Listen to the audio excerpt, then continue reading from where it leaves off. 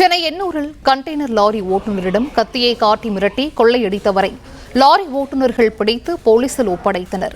கூடுதல் விவரங்களை செய்தி ஆசிரியர் வேல்ராஜ் வழங்கிட கேட்கலாம். வேல்ராஜ், வணக்கம். இது குறித்தான விவரங்களை பதிவு செய்யலாம். சென்னை துறைமுகத்திற்கு மணலி விரைவு சாலை வழியாக செல்லும் லாரிகளை மறித்து இரவு நேரங்களில் ஓட்டுநரை தாக்கி பணம் மற்றும் செல்போன் பறிக்கும் சம்பவம் தொடர்கதையாகி வருகிறது.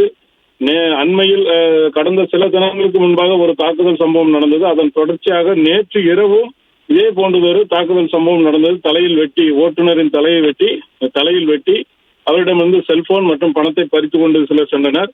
இதன் தொடர்ச்சியாக இன்று காலையும் இதே போன்ற ஒரு சம்பவம் நடந்தது எண்ணூர் சாலையில்.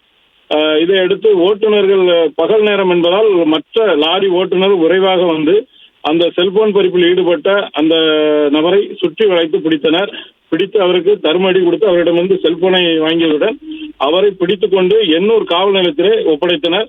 அங்கு அவரிடம் விசாரித்த போது அவர் காசிமேடை சேர்ந்த இளைஞர் என்பதும் துறைமுகத்துக்கு செல்லும் லைனில் நிற்கக்கூடிய லாரிகளை வழிமறித்து, அதாவது லாரியில் இருந்து டிரைவர்கள் இறங்க மாட்டார்கள் என்ற நம்பிக்கையில் இந்த தாக்குதல் சம்பவத்தில் ஈடுபட்டு வழிப்பறி செய்ததாகவும் அவர் காவல்துறையிடம் தெரிவித்திருக்கிறார். அவரிடம் தற்போது விசாரணை நடந்து வருகிறது. விவரங்களை வழங்கியமைக்கு நன்றி வேல்ராஜ்.